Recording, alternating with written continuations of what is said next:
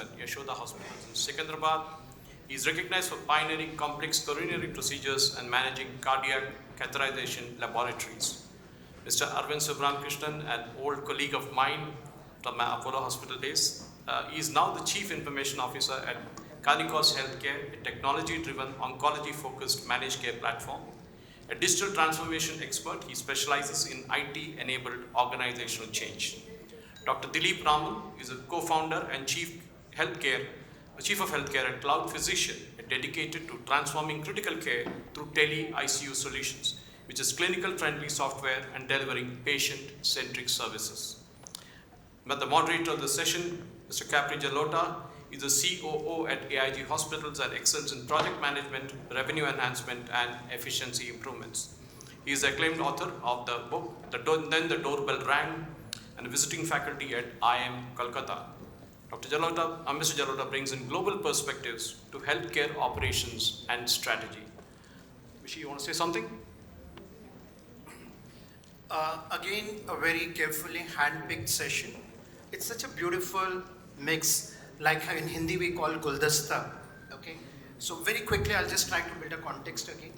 Dr. Raghu, I have personally know that he went about establishing a cardiac ICU successfully, and he knows the pros and cons. So we discussed in detail maybe 4 years back.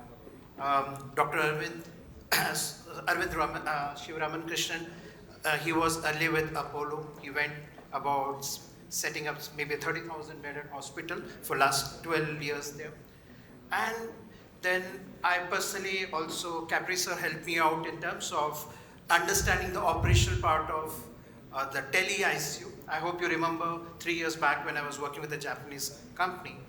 Then we found that, hey, we need someone who talks the impact part of it. Okay, so that's how we went to the Cloudphysician, okay, and Dr. Dileep Raman. So an amazing blend, and I would definitely like that, aag laga dete stage mein. Thank you very much. And one more important thing, I went and was trying to lift the chair, and I thought Dileep is very strong, okay, very great handshake. Thank you. Over to you all. Have a good day. Yeah, thank you, Ishi. A very good morning to all of you. I think it's a proud privilege to be amongst all of you and talk about a very exciting topic, which is telemedicine and tele-ICU. Before we start the session, I think it's very important for all of us to understand why this session is important. Firstly, I'm sure all of you know that there are 0.8 doctors for every 1,000 population in India. Are you aware of this? Yes, it's a very scarce thing.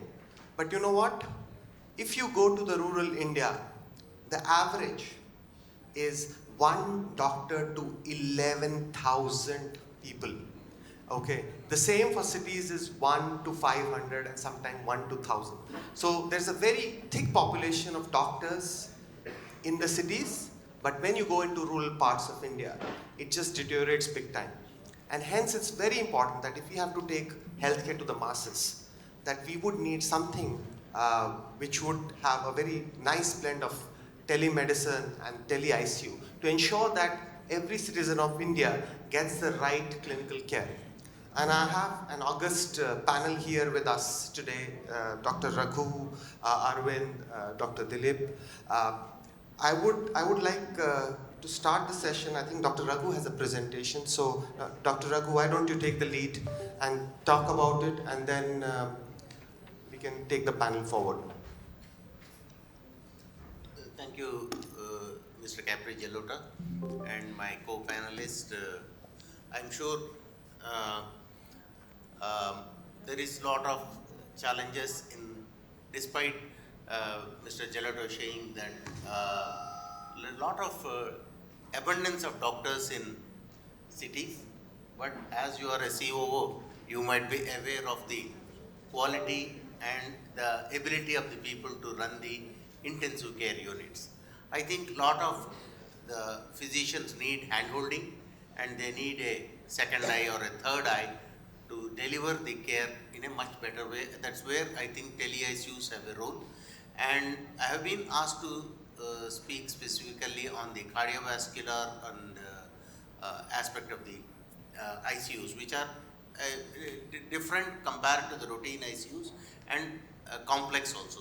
So we will take the slide in a small slide presentation because we had to cover a lot of ground. So if we present about 7-8 slides, the entire thing, so that it will set the stage for the discussion to go forward. With this idea, I'm having this. Let's go the next please. So most of us, why do we need a tele-ICU? Because we have shortages of the ICU staff. It is very difficult to get the nursing staff, leave alone the doctors. So people are not motivated enough to come and work in the critical care areas. And as an attending physician, I don't want to be disturbed at night. And as we grow older, we can't sleep back. So I usually tell my people, today I am sleeping, don't disturb me. So such things are very difficult to carry. And then as Mr. Jalota has told, that lot of our centers in the rural areas are run by single doctor. How many days a single doctor? Can he be on 365 days, 24 hours? It's impossible. And that leads to a subpar care and somebody else taking responsibility on his behalf. Most of the centers, what I see in the district areas, are taken care by a nurse or a sub-nurse or an experienced hospital staff member, and then they just give the therapy. So we need somebody to be a watchful, but it's difficult to hire them because of the numbers of the patients. The other problem is what we see in ICU care is they are not one specialty. A person, nowadays we see more complex patients, a heart patient having diabetes, a heart patient having renal problem, a heart patient having a neurological problem. So we need an interdisciplinary collaboration, which is once again impossible for a small center and a remote center. That is where we need to have a somebody to handhold and have a collaborative approach between various specialists, at least remotely. And the most important thing is we have a lot of lab reports, lot of clinical data, lot of electrocardiograms done on a daily basis. But what happens when the person comes, when the doctor comes for the rounds, most of these data are in different locations, and it takes about 5-7 minutes for the data to be retrieved for the clinician to make a opinion. So what's happening is we do not, even though we have a continuous assessment, these are not collated at one point. So that is also because we, even though there are a lot of apps, there is a challenge there. And then we need to, if we employ 10 nurses and run an ICU, you are not assured that because there are 10 nurses, 20 patients are going to stay in the ICU. Sometimes the ICU will have only 4 patients, but still we cannot remove the nurses from the duty rota. If we have 2 doctors, we cannot say today we don't have enough patients to go home. It's not possible for us. So to make our costing and utility efficiencies, I think that is where we need to do better. And hospital, especially intensive care units, are 24/7. Nights, all of us deserve to sleep, and we do not, if we do not have a proper place, proper time for us to sleep, we cannot work efficiently the following day. So with these things, we need to have tele-ICUs, but what is the penetration? I am not aware. Dr. Dileep might be telling what is his experience and what did he learn from his experience in setting up these centers. Let's go forward. Next slide, please. So what do we need is a technology-driven, forward-looking solution, and we have Mr. Arvind and Mr. Jalota people who will be helpful with us in the technology, because doctors can take care of the patient, but technology is something which we need to go forward. And with these tele-ICUs, we can have better staffing and better capability. And most importantly, I will share with you a small story. I was a part of a phase 2 clinical trial about 12-13 years ago. The patient comes to me with a 40, we are trying a new drug, and then during the follow-up of the drug, the patient comes to me with a hemoglobin of 10.7 or 10.8. I just say everything is fine and go back. But about 3-4 days later, I get an alert from the laboratory which is based out of Singapore, they said that, look doc, your patient's hemoglobin dropped from 14 to 10.8, which I did not, as a clinician, did not have the time and the focus to focus on that. So this was one of the earliest experience. What I found that AI is going to alert us to a drop of hemoglobin. 11 hemoglobin would have passed off as normal by a clinician, but a drop of 3 gram% is very important. That is where we need to cut the inefficiencies of the physician, cut the inefficiencies of the system by using automation or by AI. Next, please. Now, the problem is, that is where Dr. Dileep must be having a hard time buying the physician confidence. This yesterday, a couple of days ago also, we were all cardiologists discussing. The cardiologist said, oh, the intensivist doesn't make me treat well. They don't inform me on time well. They expect them to help them, but they want them to think like them and deliver like them, which is impossible for a second clinician to do that. So what happens is, there is a lot of challenge. So it is difficult to buy the clinician. They want it to be done on their own way, because many of the time the protocols vary between different organizations. So how do we make it first is recruitment of nurses and clinicians who have got a background experience in cardiology and cardiac surgery. The most important thing is we need to sit with the consultants who are working on those ICUs and make them understand what are the deliverables from the tele-ICU and what are the deliverables from the physical consultant. So virtual consultant versus physical consultant, what are the shared responsibilities have to be told. And then we have to develop collaborative workflow protocols to proper communication. Next, please. Now, they wanted me to speak upon, are there any data to say that this clinical experience has been tried, some case studies. So I'm not aware in our country, because even in the US also it is very difficult. I could find a couple of studies, one from the Yale and one from the Debeke. So I thought that the Debeke experience will help us. So in a clinical ICU, there are a lot of devices. In a cardiac ICU especially, you got a lot of devices, the monitors, the ventilators, the IABP, and sometimes the labs, the ECGs, the echocardiograms, lot of variable data coming from various places. And this data coming from the bedside has to be integrated with a proper network. That is where people like Mr. Arvind will come. A good quality video, audio. Now lot of devices you have seen, if you go outside, Vigo has got lot of technological solutions for us to obtain the patient data. So that data has to be analyzed by doctors like Dileep and help the clinicians who are on the bedside like me to come to opinion. Dr. Raghu cannot stay on the bedside for 24/7, but people like Dr. Dileep will be able to give a technology-based solutions for that. But it is very difficult to implement. Next slide, please. It's very difficult to implement because there are a lot of complex patients there. You've got a patient with cardiology, but he has got surgical problem, medical problem. He must be a surgical patient, or he has a complicated cardiovascular problem. For the doctor who is remotely might not be so knowledgeable. The doctor who is on the ground has got knowledge, but he doesn't have time. The doctor there has time, but he does not have so much of knowledge. So bridging that gap is a very complex thing that needs a lot of communication between the primary doctor and the virtual doctor or the virtual ICU manager. From there only it will happen. It's not like cardiac ICU has got a lot of advanced devices nowadays which needs a lot of understanding and all, which is not possible by a virtual ICU. But they will help you. They cannot replace you. That fundamental understanding has to be there. Next, please. So in this debate, what they did is they took about 7 steps to integrate. They had a lot of meetings. They had algorithms planned. They had this infrastructure planned. Because these equipment, as doctors, we will be confused because one has got a DICOM compatibility, one has non-DICOM.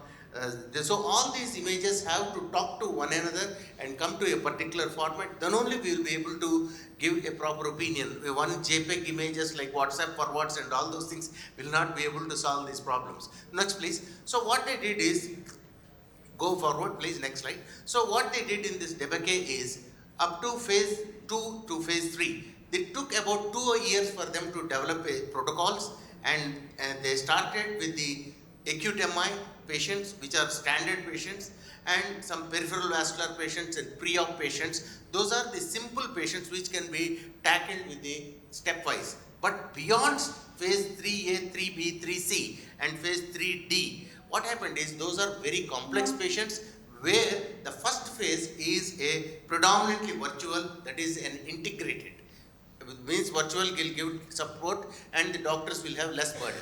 Whereas for the next group where there are complex patients, it is non-integrated. The primary clinician like us have to take care of the patient. So that helped them to understand, and then at the time of admission of the patient, the clinician has to mark it whether the patient has to go into an integrated path or a non-integrated path. From there they developed it. Next please. Then what did it result in? They resulted in a ICU. Nowadays, if you see, an intensivist can take about 12 patients or 10 patients. That's what I think is my understanding.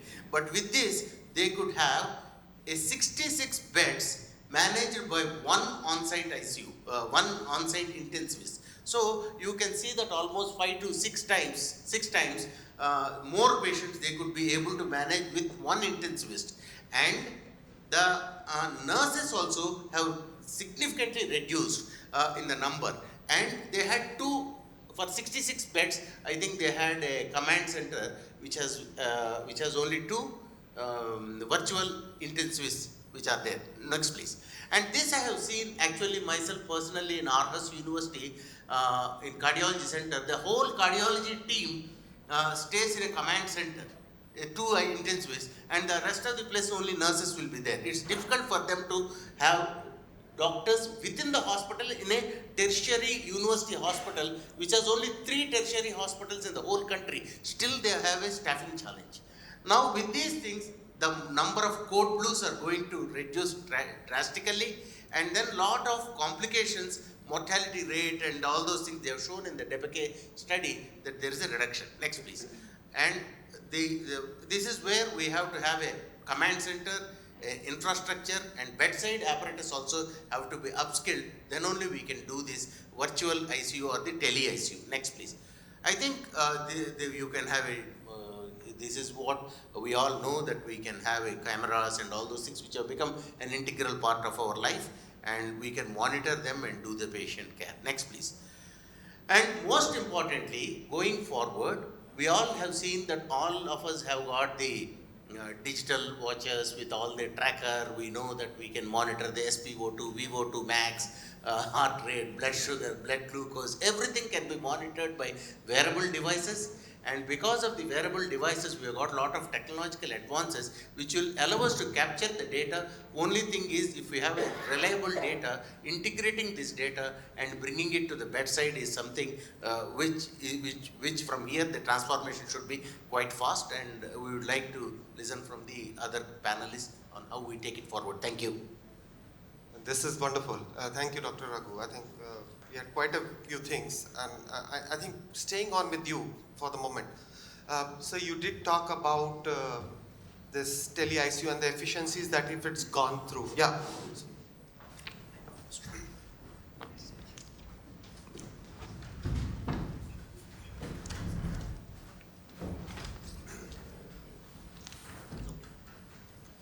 I think everybody in the room would agree that we get huge efficiency by doing this.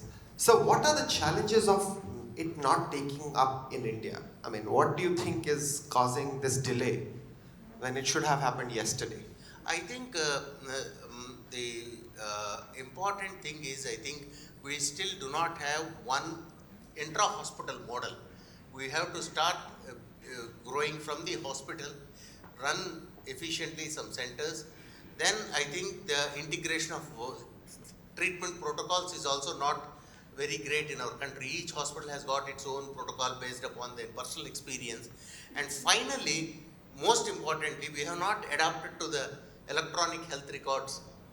Still, only a few hospitals will be adapting to the electronic health records, and complete data coming to one location is the biggest challenge right now. I think we are at that stage still. Okay, so that's a fair point. So at this point, I think I should move to Arvind. Arvind, from an infrastructure point of view, where are we missing the bus? I think we're totally missing the bus. So it's not like, I'm not going to make this sound polite that there's a slight miss. I don't think it exists. Why doesn't it exist? Because we're not paying attention to it. And I'm not sure how many of you noted one of the data points Dr. Raghu was mentioning. There was a close to 1:5 increase in the number of patients we were able to see. And that happens when we make certain significant investments into the infrastructure in terms of connecting our hospitals, whether it's our own set of hospitals in our group of hospitals where we call it inter-hospital, or we have to connect from one hospital to another hospital, or most simplistically, if we have to connect a doctor's OPD to the ICU. The doctor is in the OPD, the patient is having a certain symptom in the ICU, rather than get them to run typically from the ground floor to the second floor, very typical configurations. So all of this needs infrastructure by design. Please don't get me wrong here, that these are not, yes, of course you can buy all of this, everything is buyable, but by buying it, it doesn't set it up. It has to be part of the design, and when I say part of the design, a hospital workflow has to be maintained for this design. That means it has to be congenial for all personnel. I'm saying all personnel, and we have to, I'm not going to apologize, really. I thought I should, but I'm not really going to apologize. A hospital is not doctors. For those who actually thought hospital was doctors, it's really not. Everybody has to come together, and that congenial workflow has to be designed, and that workflow is powered by infrastructure. So it is not about going and buying the costliest solution, partnering with the biggest medtech company or the devices company, or flooding your organization with polycams. No disrespect to the polycam company, very good cameras, but by having those doesn't make ICUs. By having videos with monitors is video conferencing. It is not telemedicine. Then what I do with my daughter every day is telemedicine.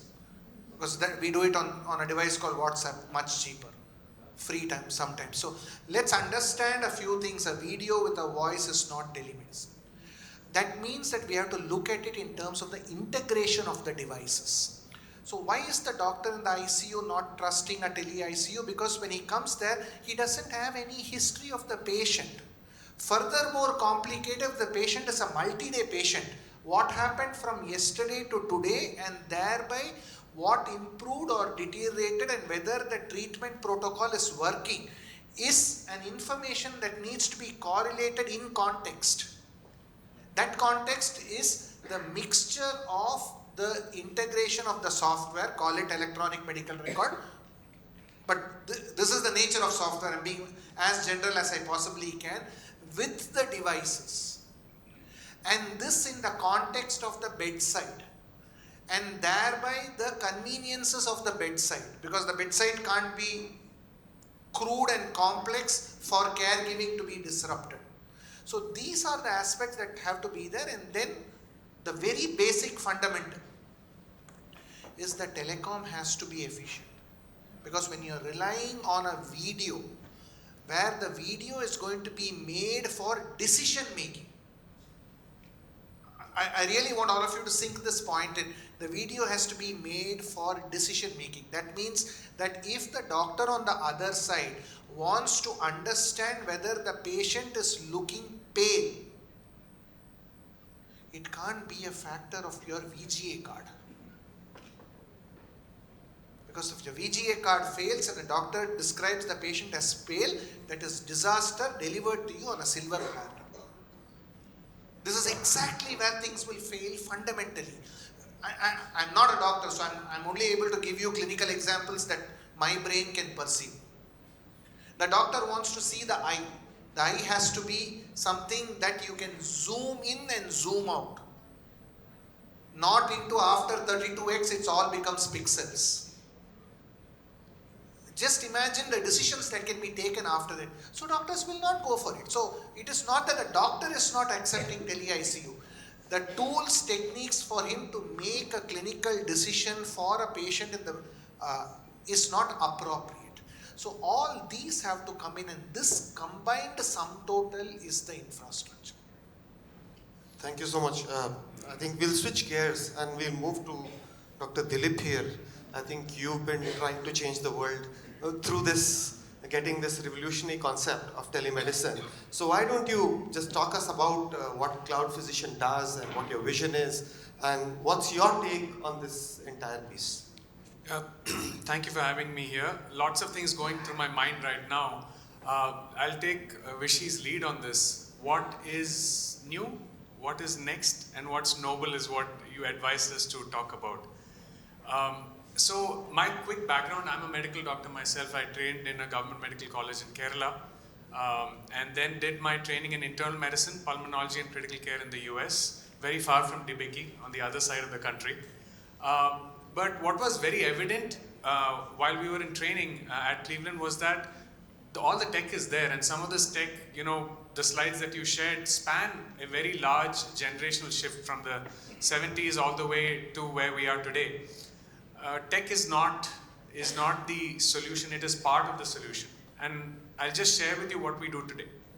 So at Cloudphysician in Bangalore, we have 50 full-time doctors. These are ICU doctors, neonatologists, emergency medicine guys, and about 120 nurses working full-time at Cloudphysician. No, not just yet, we can, in a bit. So what we are doing is, all these guys are full-time clinicians that are doing virtual care.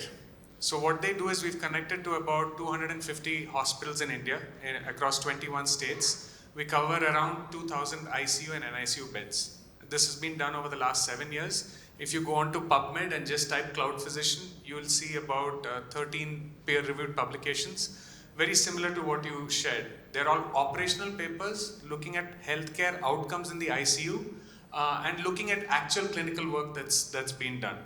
So to give you an example, we've seen about 1.2 lakh ICU patients. It's almost as large a data set as the MIMIC data set from Boston, from the Boston group.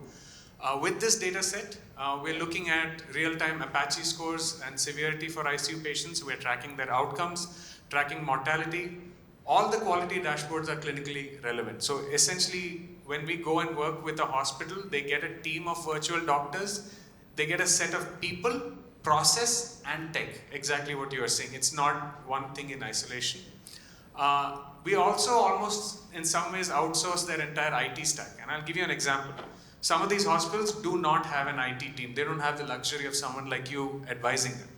So we've created an entire tech piece for this, which we call ICU in a box, which is essentially a SD-WAN relay system, backup power, and the bedside team just needs to know that the blue cable needs to go into the blue port and the red cable needs to go in the red port, and now you're a smart ICU.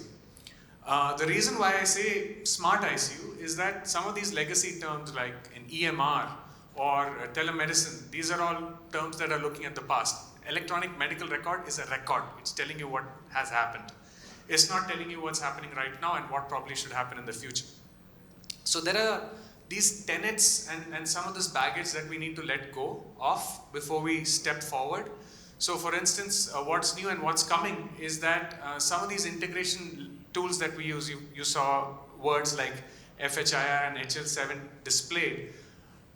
There may be a better way to do this. So to give you an example, you can play the video now actually. To give you an example, everything that we do using machine learning or tools that are modern doesn't necessarily have to be, so just pause there for a second. So what you see right now is a discharge summary. I think one of the speakers earlier were talking about an automated discharge summary. So this uses current tools. This software is live in our 200 plus virtual ICU, smart ICU hospitals. All they need to do is send us the data. Our clinicians talk to each other, and we can produce a discharge summary using all your standard AI tools and give you your ICD codes, everything in English without spelling mistakes or grammatical errors. This is happening today. This is not sci-fi.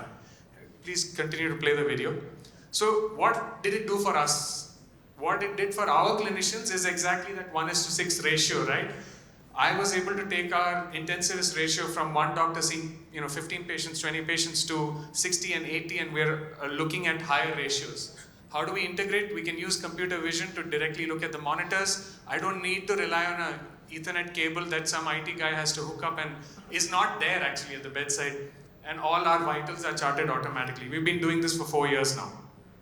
This platform is called Netra. We have an Indian patent for it, and we'll be filing for the US one soon. So that's how our nurses are augmented every day at our care center in Bangalore. So these are labels that pop up on the screen and can help the clinician. Similarly, one of the speakers talked about lab reports. All of our hospitals, I can't expect them to be on the same platform. So any PDF that they send, we can upload that. Our machine learning engine can auto-translate it. Some of them may say sodium, some says Na+, some says, the translation is difficult. So we have an engine that automates that. And if a nurse or a doctor just sends it on our mobile app, we can automate that. And now you have an EMR that is cross-platform. So I don't need to force behavioral change. There was a good talk on human-centered design and HCI. This is all possible.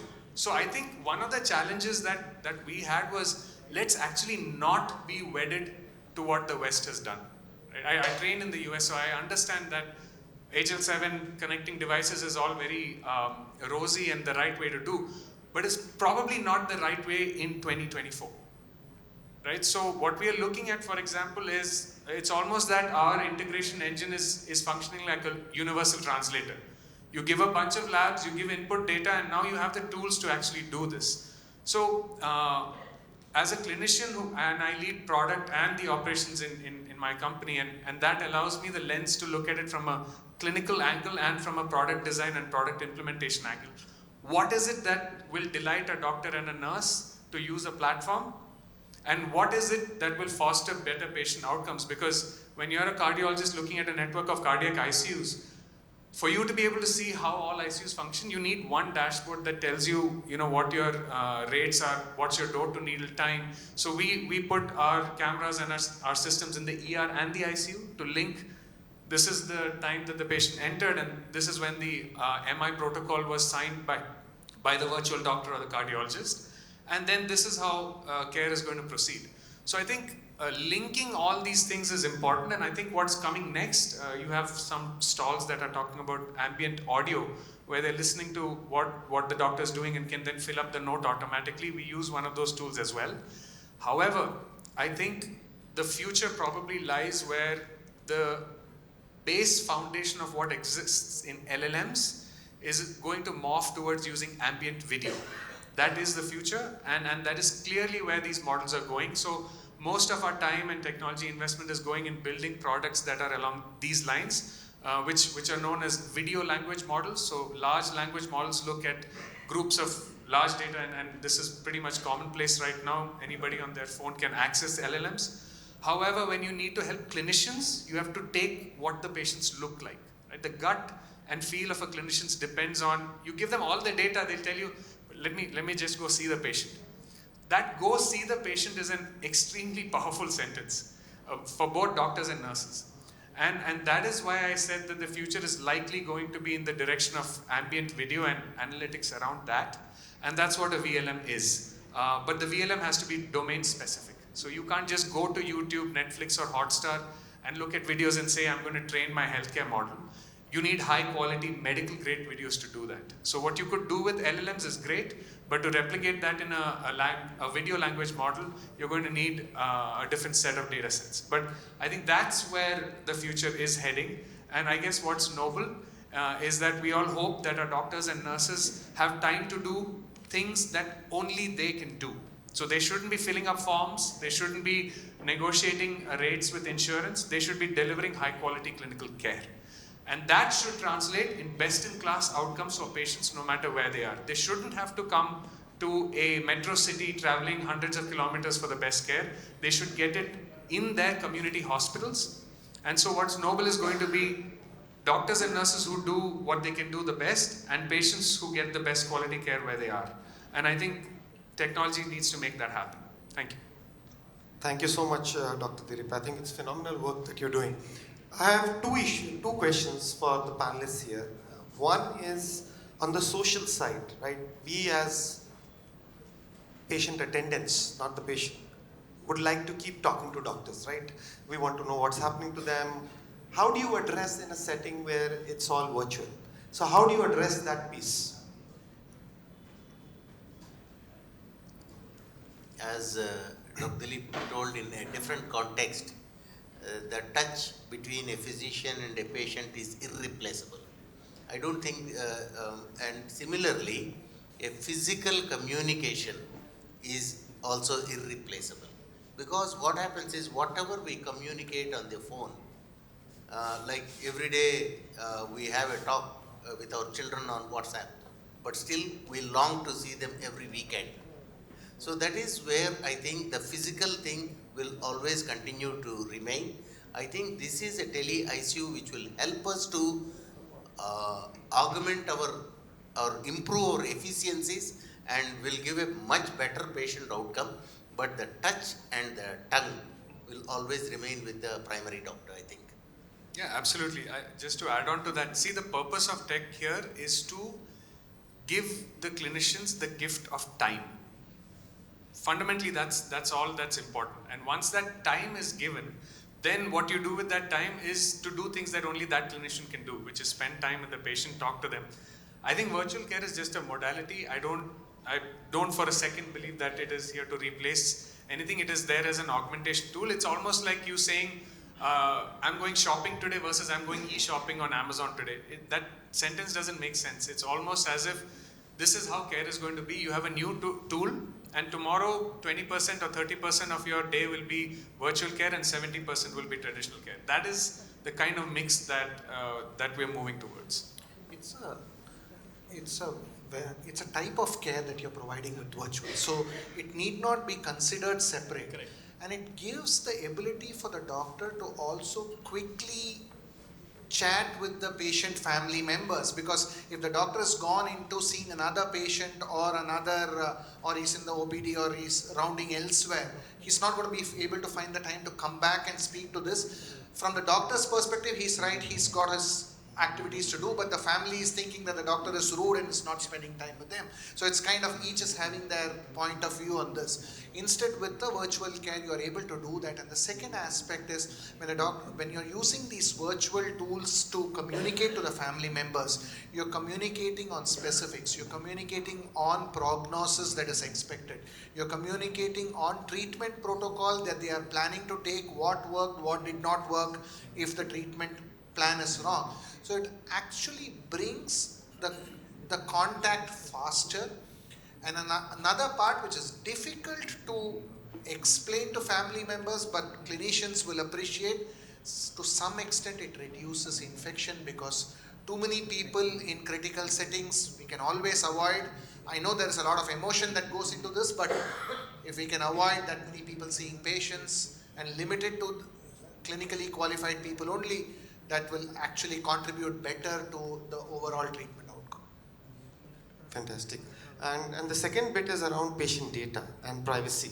And how does that work through? I mean, how do you protect, especially when it's an inter-hospital kind of environment where it's not just about doing it intra-hospital, you're talking about inter-hospital, and I'm sure you're working with 250 hospitals. Each would have queries around how's my data being protected. So what's your response to that? Absolutely, and you can probably chip in as well, but Capri, you're super experienced, right? What's India's largest EMR? Which is India's largest EMR? Which is India's largest EMR? I mean, there is no... I'll cut to the chase. Yeah. It's WhatsApp. Yeah.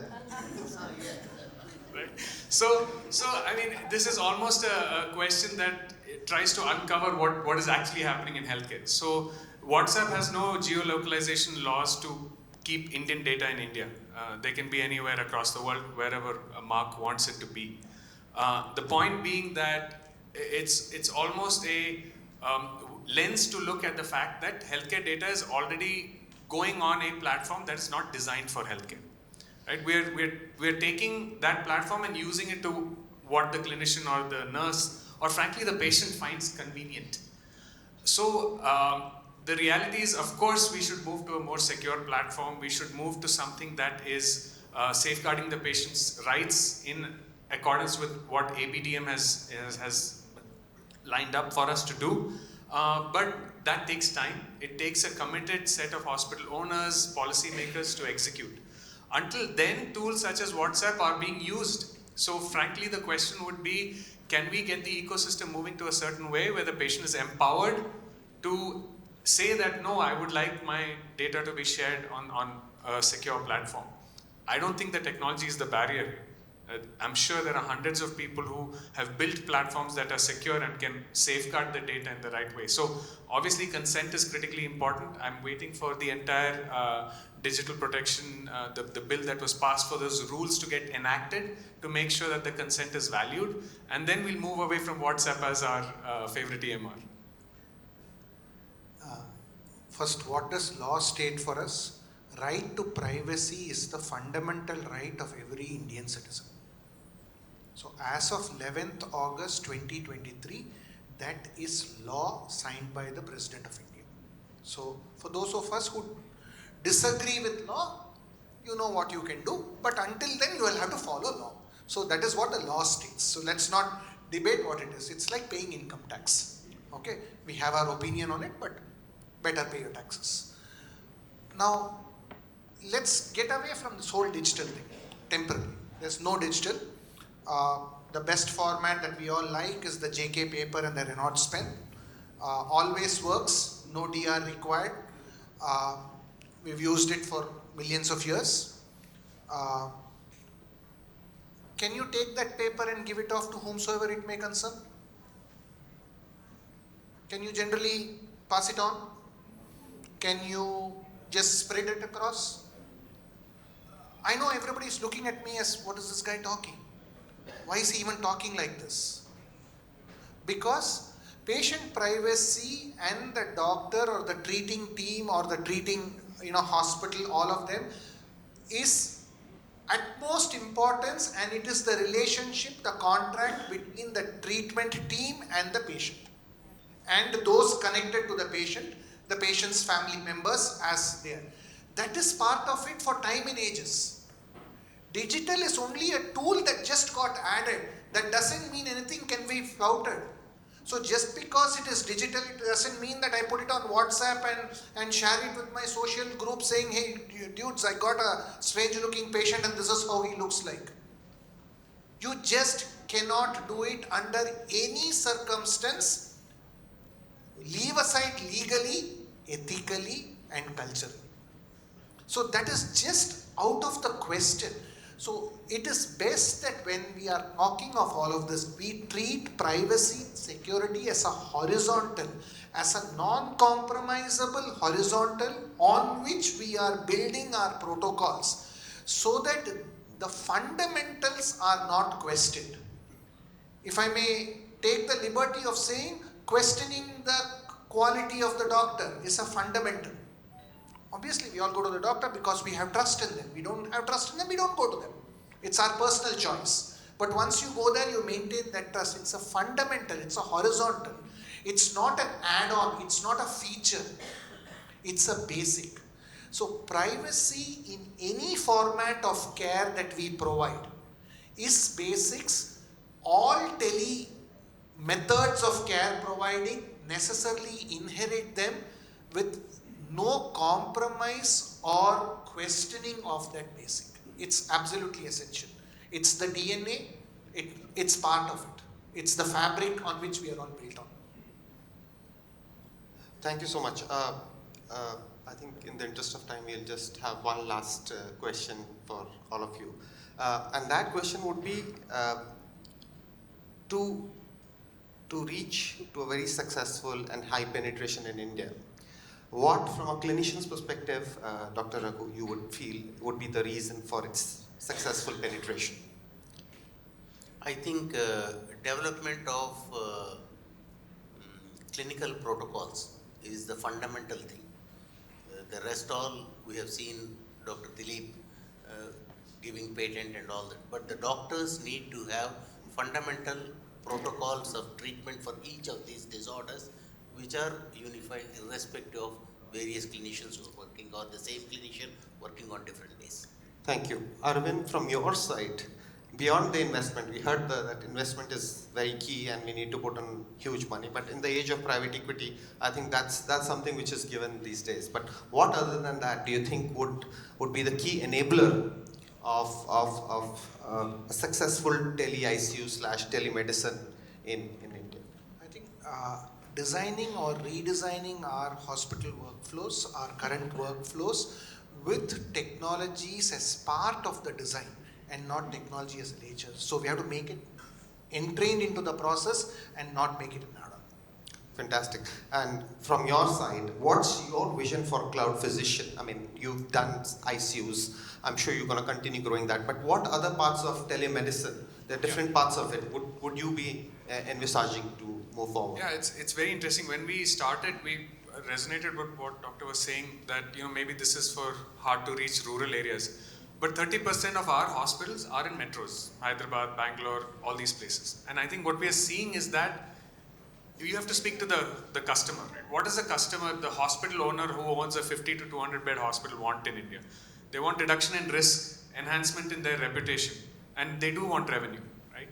And I think to enhance the services and how it reaches, it's a matter of awareness, and if we can solve for these three critical things, this will spread. So for me, telemedicine, tele-ICU, smart ICU is not a niche solution. It is actually the new way of doing things. This is how every intensivist should function if they want to be maximally efficient, productive, and safe. So I think this is the patient safety thing, and that's how I view it. And what is happening now in our company is, we have all these couple of thousand ICU beds. These patients are asking for a cardiology consultation or a neurology consultation or nephrology. So what we are seeing is, this is what I think the future virtual hospital would look like, where that single specialty doctor that you were talking about in your, they can't have all their specialties in their small hospitals. It's impossible for them to do. So what they could do is have 1 or 2 core specialties, and then around that have a virtual hospital layer that then supports that hospital as a community hospital which has multi-specialty capabilities. Some of those capabilities will be in-house, brick and mortar, and some of those capabilities will be virtual. So I think the future is where you have a foundational layer with emergency care, neonatal care, and ICU care in the community hospital with a global virtual setup for that hospital that allows it to function in the community. Fantastic. But I would just like an add-on question to that. I mean, in your experience, is cost also something which, from a cost perspective, how does the dynamics work for hospitals? Do they save money? Do they have to spend more? Yeah. What truly impacts their decision making? Fantastic question, right? Because this has been talked about since the 90s. The healthcare iron triangle is defined as the unbreakable iron triangle between access, quality, and cost. However, with the advent of tech, this is becoming more fluid. So the play here from a patient's perspective is very simple. Let's say ARDS, extremely expensive disease to take care of. If you have an ARDS patient in a top tier hospital in, let's say, Hyderabad or Bangalore, the day one bill cost to the patient's pocket is between 80,000 rupees and 1.2 lakh rupees. That's just average. Being an intensivist, this is the number. Same patient, same severity, you take them to Davangere, where there's a smart ICU, for example, the cost to the patient's pocket is about 35 to 40,000 rupees on the first day. Actual numbers, right? So the clear win here is that the patient saves money, the insurance will save money, but that hospital would not have been able to retain that patient if they didn't have the layer of setup there. So it is more of an ROI question where I could not take care of this patient before. Now I can do it with safety and quality without compromising outcomes, and therefore I have a path to an ROI. So it's an investment. You upgrade your services stack. You upgrade it with actual people, nurses. We invest a lot in training nurses. We visit these hospitals and do training programs. Once you've built that foundational stack, then the ROI kicks in. Fantastic. So add on to what he said, it also brings the intangible aspect of this hospital actually cares, even though they were not able to provide the core services. They went elsewhere. So that's your intangible ROI for this hospital Correct. that originally would have lost the Yeah, patient. that's the risk, revenue and reputation, which is exactly what you said. That reputation is very important. One point with the permission of the chairperson. Dr. Dileep, I have been seeing a lot of these younger doctors who are coming into the practice. So they are unable to take care of a 50 or a 100 bed hospital because of their physical time and all that. So I think they are now maintaining about 10-15 bed hospital, which is an ICU, come ward, everything put together, which they are physically able to manage. I think with the availability of services like the Cloudphysician, I think that gives them the scalability. The scalability brings them the profit. Otherwise, one physician taking care of 10 beds, it will be a hand-to-mouth existence only. Yeah, absolutely. It is by the physician for the physician. That's how we structure the problem statement. And you're absolutely right. At some point, we were young doctors also, right? So I totally agree with that. Well, you're still a young doctor. But I think, thank you all, Dr. Raghu, Arvind, Dr. Dileep. I think it's been a very fruitful session. We have clearly learned that there are benefits of tele-ICUs and telemedicine. It can really not just impact the patient care, but also cost. People can now save costs because of efficiency, because of standardization of protocols. But I think the key remains the collaboration, the right outlook of the hospital owners to make sure that that they invest in the right technology and bring around the right set of people like Cloudphysician and others, so that they can really benefit from this. So thank you guys. It's been a fantastic time moderating this session and learned a lot. Thank you. Just stay back, requesting the panelists to stay back for the memento presentation. May I request Shantan, Senior Vice President, Continuity, to just come onto the stage. Well, before this, I would like to tell that I've been working on this project of tele-ICU quite extensively, and I went about interviewing close to 100 intensivists, okay? And one of the good insight I got it from Dr. Raghu, and he's the person who has spent 20 years in ICU or more than that. 20 years in ICU. So certain things which I went even met Niti Ayog, and Mr. Ajit is also there. Okay, so that was a project wherein what we found out at last is that at adoption part, there's no guidelines for tele-ICU and the people are scared to adopt it. Second thing, nothing personal, my words may not be well tuned. There's no inter-doctor collaboration. The doctors are not ready to take the orders. Then we found out the very big challenge was with the nursing community, okay, in terms of language, localization part of it. Then we came, I have a series of things I will tell, but I'm just leaving a thoughts for you. It cannot adopt until unless there is a strong guidelines which enables the people to adopt it, okay? So just thought of sharing it because I did try to come to you also for certain inputs, but from a competition point of view, I didn't reach you. Okay, thank you very much. Yeah. Oh, Bruce has got one question, and Bruce. Hi. So, my name is Bruce Schwack, and I'm the co-founder of NetMeds. And when we created NetMeds, we helped to pioneer the concept of teleconsultant, which led to digital prescription. What was really interesting about that was prior to online pharmacy, about half of all the medicine sold in the typical brick and mortar was sold without a prescription. The prescriptions that were accepted were not indexed or filed in any way. They were tossed in the can. So, for the last 10 years, since 2015, there has become this new digital record, and manufacturers know for the first time where the pill, what belly the pill has resided in. So it's been a whole new advent of availability of data. Now, because online medicine purchases require about 10 times the customer service as an Amazon purchase, because people are buying medicine and they want to know where it is and they want to know immediately. So we then pioneered and perfected the concept of the customer service bot, which was very effective in reaching out to customers if a prescription was going to be delayed. So my question is, do you guys ever envision the advent, the emergence of the DocBot to extend the availability of primary care?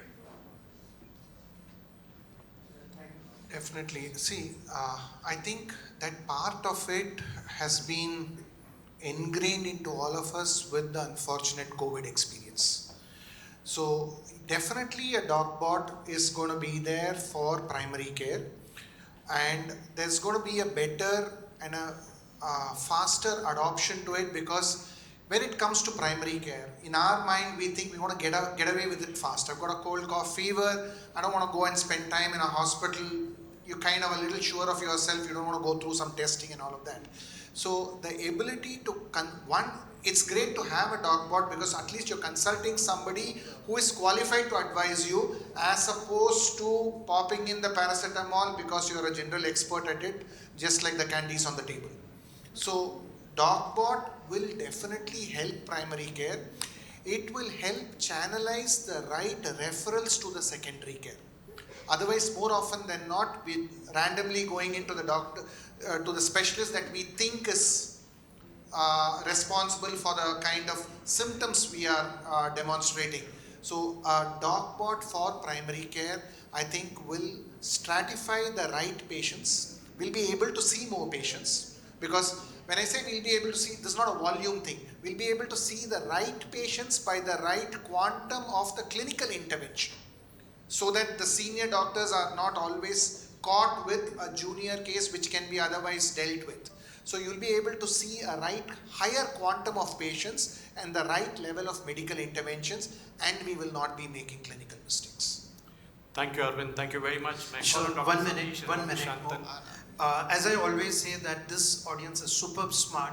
I always take pride about Healthcare Summit is that this audience is also very super smart, and thanks for, I just got in one mind, Dr. Amrish. And can you quickly tell what's happening in NIMS, one of the institution which I respect a lot, and about NIMS, just quickly, so that you understand who's your audience and cities. I would like to share the real-time experience of Tele-ICU. We have a nice Tele-ICU in NIMS. We got a big room full of panels and which are connected to all these rural hospitals in the state of Telangana. We do virtual rounds wherein the camera zooms in on the patient, the doctor there takes a round, and the usual stuff.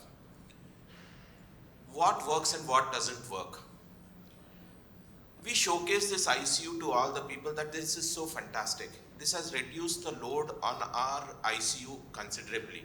All these patients which could have been managed there, which were sent to us initially, are now being managed locally.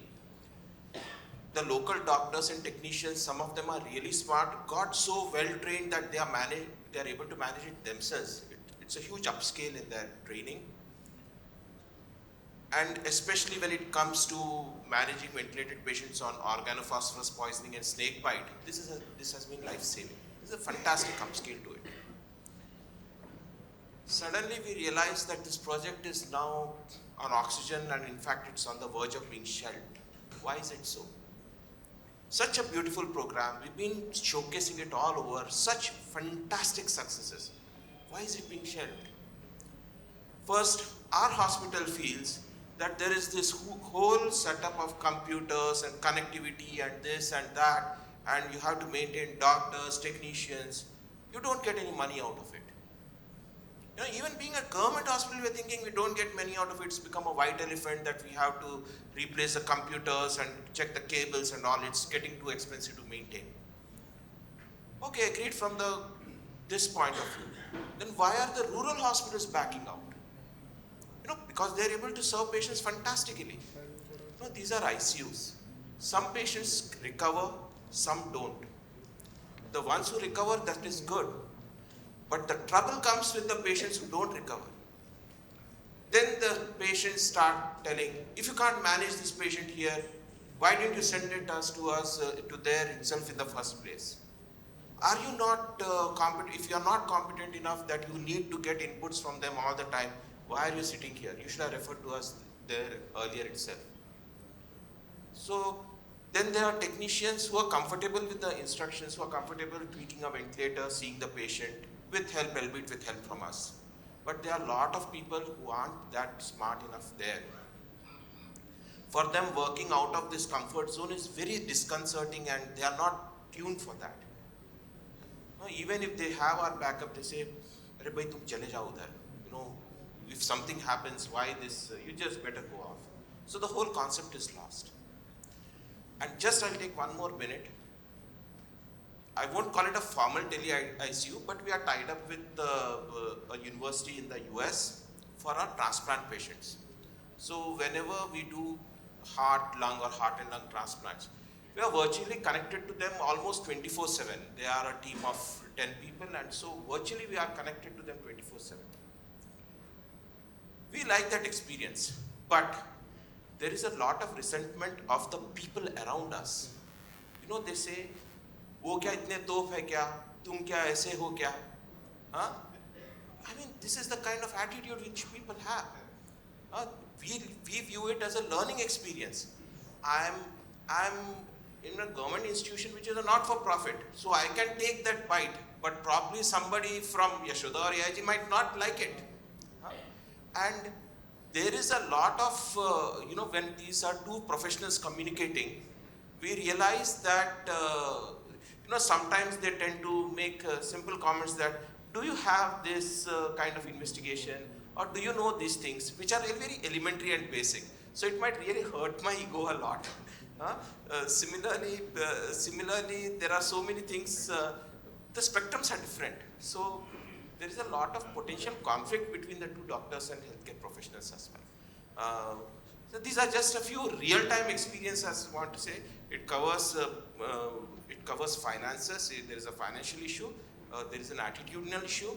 And there are a lot of social issues as well in this. But having said that, it's a fantastic initiative which I think should only grow once we tweak the challenges. Thank you, Vishi.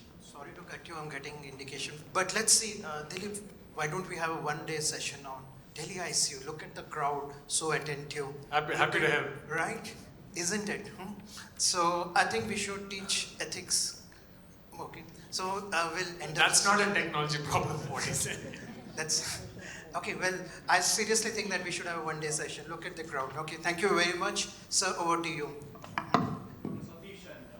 Sorry, Dr. Satish and Mr. Shantan, please come onto the stage to give out the mementos. I know we are running quite behind schedule, almost an hour behind schedule.